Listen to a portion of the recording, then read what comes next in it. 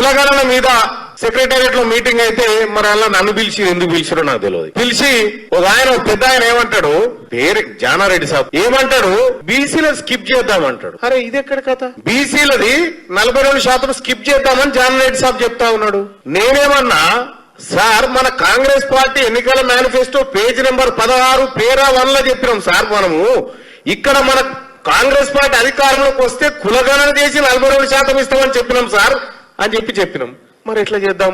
Supreme court ఒప్పుకుంటలేదు. ఇదే doctor Vinay సాబ్ supreme court దాకా పోయి కొట్లాడింది, దానికోసం కొట్లాడుతూనే ఉన్నాడు. దానికోసం ఇప్పటికి కూడా స్వప్నారెడ్డి అని కేసు వేసింది ఈ రిజర్వేషన్లు ఇవ్వకూడదని. అవునా సాబ్? స్వప్నారెడ్డి ఎవరేంచారు సార్ అవుతాని? మీరు కాదా? మీరే కదా వేయించింది. మీరేమనుకుంటారు అంటే ఇక బీసీలు ఏం పసిగడతలేరు, మా కథ మా కార్ఖాన ప్రతిదీ పసిగడుతున్నాం. మేము ప్రతిదీ పసిగడుతున్నాం, ప్రతిదీ బరాబర్ ఏం చేయాలో చేస్తాం.